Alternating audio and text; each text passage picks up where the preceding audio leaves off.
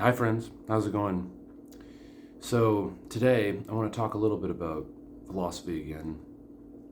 And I'm just going to address the question what is philosophy? Now, if you've been through a bunch of college philosophy courses, this is going to be very 101, but you might think about it slightly differently, maybe be a little insightful, but we're talking real basics here. And people in the modern world use the term philosophy like, oh, this is my philosophy, or the philosophy of Zen and the whatever, the philosophy of the philosophy of Harry Potter. I don't know. People write books like that, right? Um, so it is a term that's in common usage, but if you go to a philosophy 101 class and the teacher's good, or if you read a good book, they're going to try to define it for you to start with. And my favorite way, a really common way to define philosophy, is to just look at the etymology of it, right? So you have the philo part, which is referring to loving something. So like a necrophiliac loves dead corpses. Patrophilia is loving the father. So the philo side of things refers to the philosopher is loving something, and the act of philosophy is the act of loving something. And the Sophia side of things is wisdom. So a philosopher is a lover of wisdom. And the reason I like to start with that definition when I talk to people about philosophy is because it points to the origin of philosophy, the beginning of Western philosophical thought, more so than what philosophy has become today. When you think back to Socrates, Plato, Aristotle, the pre-Socratics, and well, first of all, this is another thing that might be helpful. In the Western philosophy, we talk about Socrates, Plato, and Aristotle all the time.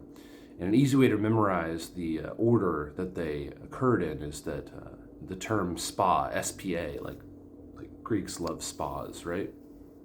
So you have Socrates, Plato, and then Aristotle. They were all teachers to each other.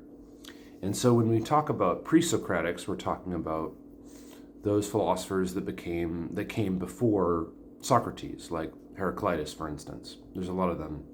But unfortunately, we don't have all of their works. It's like with Heraclitus, for instance, we only have fragments of what he's done. And unfortunately, we don't have systematic works of them. Aristotle, we've got some systematic works from. Plato wrote more plays, dramas. It's hard to place his work, but we consider it philosophy, of course. And then Socrates is largely a character that appears in Plato's work. We don't have writings of Socrates. We just have Plato talking about him, saying things he said. Anyway, these people in the ancient philosophical world, in Greek antiquity, and beginnings of Western philosophy, they were certainly lovers of wisdom. These were people in society that devoted their life to trying to understand the meaning of reality and ask questions of substance, like, what is the good life?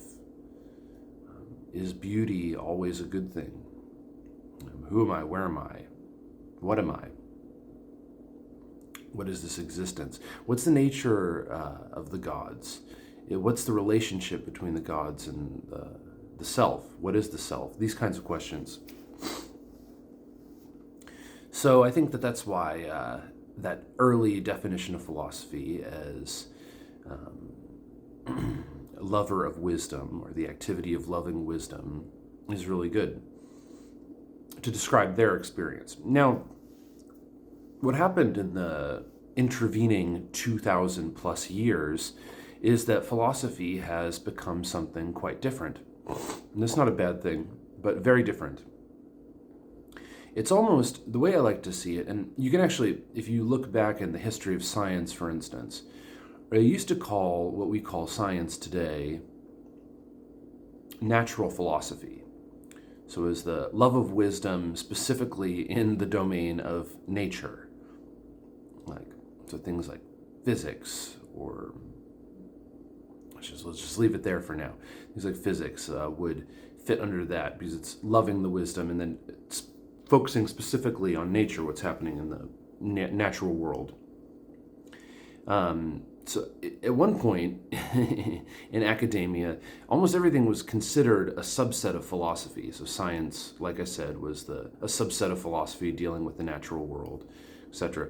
So if you look at, so it's almost like philosophy was like one big. This is how I like to see it. It's like philosophy is one big area of thought, loving of wisdom, very, very general, could mean anything. When you start, when that project, that intellectual project, moves forward in history, little bits of it start breaking off and becoming more and more their own disciplines. Basically, what I'm trying to say is that in the early days of philosophy, we're dealing with a completely undifferentiated mode of thought and expression. Socrates or Plato or Aristotle, the pre-Socratics, anyone who would fit the description of an ancient philosopher, you could describe them as psychologists, as therapists to some people in some cases. They were concerned with religious issues lots of times, so they would be considered, by today's standards, theologians or metaphysicians. Although that word metaphysics is really tricky. But so we've got this early definition of philosophy that makes sense, lovers of wisdom, and that philosophy is loving wisdom. But as the history of philosophy moves forward, this large system starts breaking down into tiny little pieces and becomes more and more differentiated.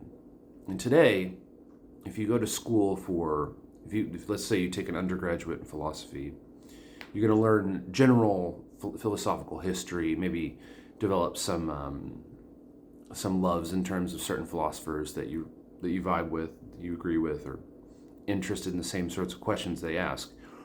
But then, if you go into maybe like you could focus just on in undergrad, even you could just focus on continental philosophy or modern feminist philosophers, or you could be interested in the history of philosophy and obsessed with the classics, the ancient Greek stuff. So there's so much philosophical work that has been done since the ancients that it's become these very niche topics. There's a lot of people who focus just on specific philosophers, like let's see, what's a good example? Like Hegel, for instance. I've met a lot of people who literally their entire philosophical project is analyzing Hegel and looking at the brilliant work that he did. I'm a fan of Hegel, but he's also just important historically in the history of philosophy. So philosophy is a huge subject now, and keep in mind, we're really only talking about Western philosophy. And other cultures can have said to have philosophical traditions. And I guess this is actually a good comparison. It'll help you and myself sort of look at what I'm trying to get at here. So if you look at the Buddhist tradition in the East, Buddhism started in India, but then spread through China, and now today you've got all kinds of countries that are Buddhist countries. It's a small world religion relative to Christianity, but it's still a major player. And there are many countries that are Buddhist countries, right? You've got Japanese types of Buddhism, like Zen, et cetera, et cetera. Anyway, when you look at what the Buddha was doing, I mean, he had these monks, and they were all wearing robes. So from a Western perspective, that's kind of a religious thing. But then if you actually look about what he was talking about, He was talking about the mind, the limits of knowledge, how to live in a positive way. So it's almost like psychology or even science to a certain degree, because it's like a mind science, experimental mind science. And but he's also talking about deeper questions, about like philosophical questions. So is the Buddha a philosopher, or are the early Buddhists, and even today's Buddhists, are they philosophers? Are they psychologists? Are they religious people? Well, they're all of those things, to be honest. And the term they use in the East is Buddha Dharma. The word Dharma means, doesn't really have a cognate in English, but the word Dharma can mean knowledge, path, system of thought, way of, anyway, it's hard to translate, but when they say Buddha Dharma, they mean basically the wisdom of the Buddha, or the Buddha's teachings, the path that the Buddha prescribed to people. Anyway, I talk about Buddhism because you have basically, in this example, an undifferentiated philosophical tradition. So the Buddhists, the early Buddhists, and even today's Buddhists, I would consider them philosophers, because in the ancient sense, they're lovers of wisdom, without a doubt. And the wisdom that they're practicing is a specific type of wisdom that was expounded by the Buddha. But you could take little parts of the Buddhist history and view it just as like a psychological Buddhism. That's kind of what's happening in the West, where we have like some people want a secular Buddhism, like a non-religious Buddhism, which causes all sorts of problems. But anyway, I think that's a good example. You can view the ancient philosophers as being like Dharma practitioners, like ancient Buddhists. They were contemporary with each other as well. There was definitely some cross-pollination happening. But it's a good way to look at the ancient philosophers like Plato. You could even call them sages, for instance. It's like they're like a Lao Tzu or a Cheng Tzu, something like that. Those are some of the Chinese Taoist sages, right? They were doing a lot of different things simultaneously, and their questioning was specifically on the human experience, or focused more so on the human experience. But anyway, that's where I want to start with defining philosophy. And like I said, just to sum up very quickly, you have this basic definition as a lover of wisdom, and the activity is loving wisdom. But simultaneously, you have to understand that philosophy today has become something much, much more differentiated, to the point where now some philosophers focus on very, very small, just German philosophy, just Nietzsche, just Hegel, something like that, or maybe even just game theory. There's very, very specific things, and that's happened in all disciplines, like in science and medicine, for instance. People will study just be a cardiologist, or just do prenatal work, or things like that.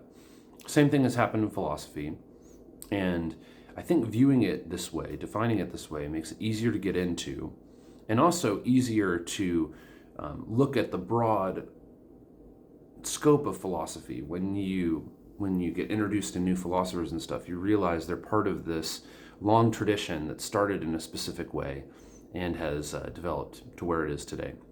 Anyway, that's the basic definition that I wanted to talk about today. A couple examples. Hope you enjoyed the video, and I'll see you soon. Have a great day, y'all.